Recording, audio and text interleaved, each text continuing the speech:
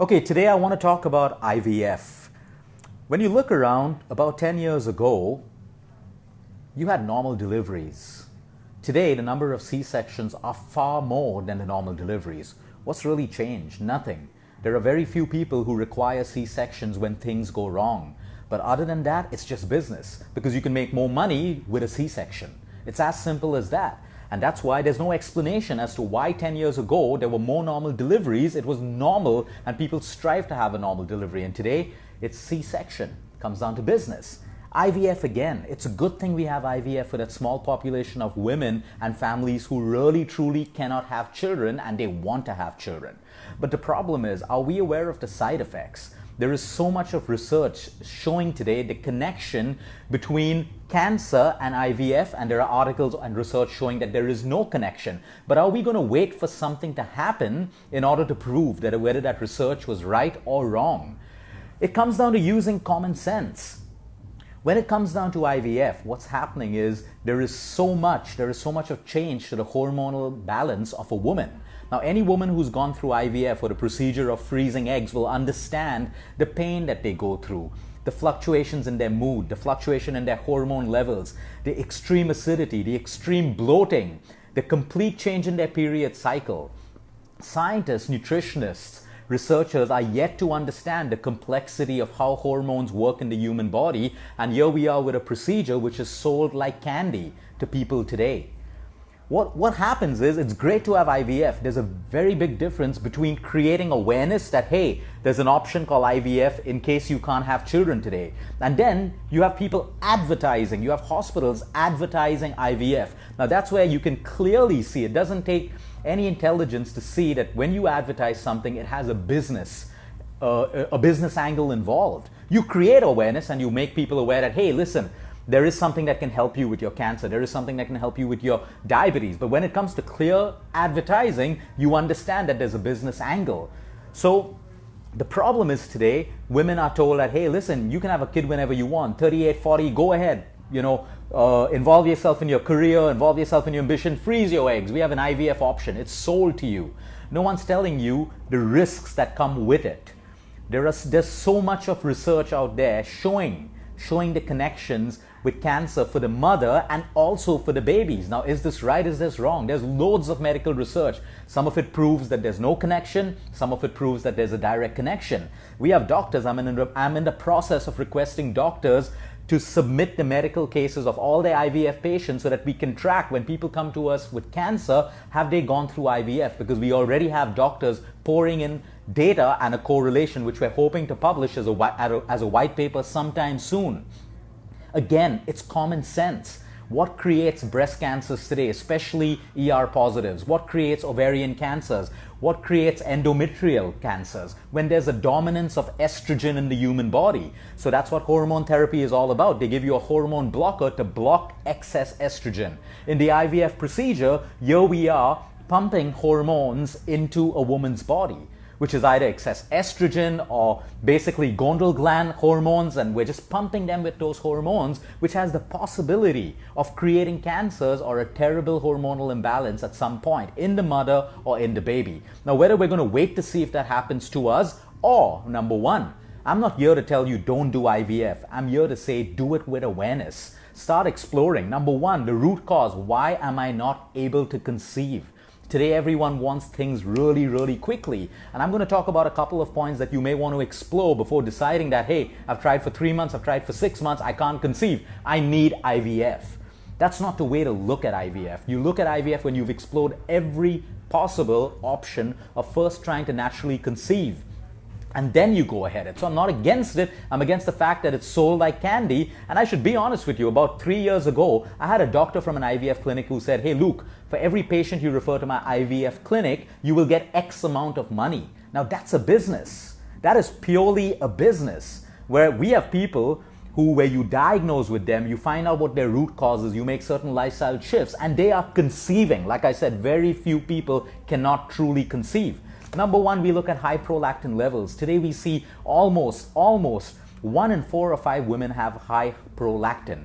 You cannot conceive if you have high prolactin levels. It is extremely important for you to conceive when you have high prolactin levels. Does this mean you have IVF? or does this mean you have to work with getting your prolactin levels down? One of the main reasons that women have high prolactin levels is because of stress. When you have constant stress, and today women have constant stress, your prolactin levels go up, your DHEA levels come down, your thyroid slows down, your testosterone reduces, your cortisol goes up. Every hormone moves out of balance when cortisol shoots right up. You have a hormonal imbalance, the human body will not allow you to conceive. Does this mean you need IVF, or does this mean you got to work with your stress levels? Number one. Number two, 1 in 2 to 3 women have low vitamin D3 studies. Infertility universities and clinics across the world now prove the correlation between vitamin D3 and conceiving a baby. Vitamin D3 is not just about osteoporosis and your bones. It is a gene regulator. It has the ability to switch a gene on and switch a gene off. It's not even called a vitamin anymore. Vitamin D3 is a precursor hormone. If you have less vitamin D3 in your body, you have a hormonal imbalance. You gain weight. Women gain weight, or they're unable to lose weight, especially in the abdominal region, when they have low vitamin D3 levels. It comes down to hormones at the end of the day. Most people, their D3 levels are not even checked. So here you are sending someone for IVF and you've not even checked the basics of a vitamin deficiency. So if someone's low on vitamin D3, obviously the body is struggling to conceive. Fix the level of vitamin D3, which has its connection with immunity, cancer, diabetes, inflammation, heart, everything. But yet we look at levels of 20 and 30 and everyone's fine with that. What about 50? What about 60? What about 70? What about having enough of vitamin D3 in your body to make sure you have the right hormonal balance for your system? So instead of telling people, change your lifestyle, get more sunlight, eat fortified foods which are rich in vitamin D3 or supplement, whatever it is, we're looking at quick fix options. Oh, you can't conceive. Yeah, forget about your D3. We have an option. It's a test tube baby. It's IVF. And that's where all the problems start. We mask the root cause of the problem. Birth control pills handed out like candy. So it's common sense. You don't need science or research to understand this. Birth control pills are designed for you not to conceive. So if you've been on birth control pills for a long time and you suddenly get off and you decide to conceive, do you think your body's going to react and conceive immediately? No, it's been suppressed synthetically and unnaturally suppressed. And all of a sudden you think that, hey, I'm going to have a baby, I stopped my birth control pills. But no one's telling you about that. No one's warning you from the time you get on birth control pills for your PCOD or for your issues or whatever it is that you take. You are creating a bigger problem for yourself later in life. But the good thing about it is when you get off it, you can clean your body, you can rebalance your body, you can reset your body, and you can conceive and have a baby in a natural way. But you got to make that effort to reset your body. The fifth reason, maybe it's the wrong time. Just don't wake up and decide, I want to have a baby today. If nature's not giving it to you at that point, maybe it's the wrong time and it's for your own good. So let's go to the simple process of having sex. So when you have sex, when a woman or a man wants to have sex, number one, you got to be in the right mood because it requires the right amount of hormones. For a body to produce, for two people when they're making love to produce a baby, it can only happen when both bodies are calmed and relaxed. Which is why when you have sex, a woman's oxytocin levels go up to calm the body down, to relax the body, which is why you feel calm, which is why you feel relaxed. Because the process of conceiving, everything to do with the egg, can only happen in a peaceful environment. So when you're stressed, the first thing is you don't feel like having sex. And if you force yourself to have sex because it's suddenly time for you to have a baby, most people don't conceive because the body isn't relaxed. The cortisol levels are high, the oxytocin is not high enough. So everything revolves around hormones to have proper conception. So we go back to all of these 5 points and we introspect. We try hard because if we're living in this kind of world today where we believe that, hey, yep, most people have money to do IVF. Is it about that? Or is it about the innumerable problems that women go through when they go through IVF?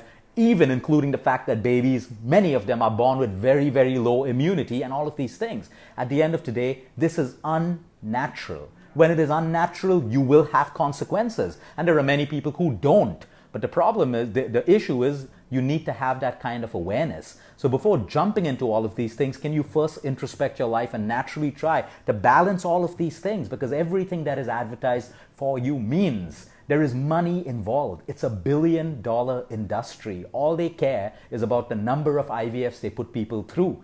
So today you go to It's unbelievable how people are at the drop of a hat saying, hey, it's okay, you don't conceive. Here, do IVF. Here, get on a birth control pill. Here, we have a quick solution, because that's what makes money. No one wants to put in that effort of evaluating their lives and understanding, hey, because I'm too stressed, that's why I cannot conceive. The human body will not conceive if your cortisol levels are high.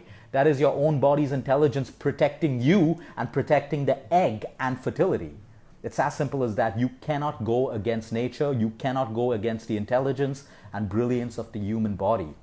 So first, please check these things. Your prolactin levels, your vitamin D3 levels, your stress levels. Like I said, if you're on birth control or you've gone through all of these issues and stuff like that. And the fifth thing, is it the right time? Is it the right time? Everything doesn't come to you when you want it. Sometimes many of us will realize in life that it's a good thing it didn't happen at this time. Life in some way is always protecting us. It gives us things at the right time for our health, for our careers, for our relationships, for every single thing. There is a time and place for everything. And you got to understand that most cancers in the body today, in women, ovarian, whatever, is driven by hormones. Most of them, which is why clearly you're put on hormone replacement therapy or hormone blockers. And here you are going through a procedure which is slamming your body with hormone injections over and over again. There are no quick fixes when it comes to living a holistic or natural life. Like I said, there's a small population that will need it. If they need it, use it. If not, put an effort to change your lifestyle and to change the way you live. At some point, like I always say, every human body has a set point. It's very resilient. We can go pushing the body. We push it over that set point. There are very few chances of coming back. Have a great day, everyone. Until next time, eat smart, move more, sleep right, and breathe deep.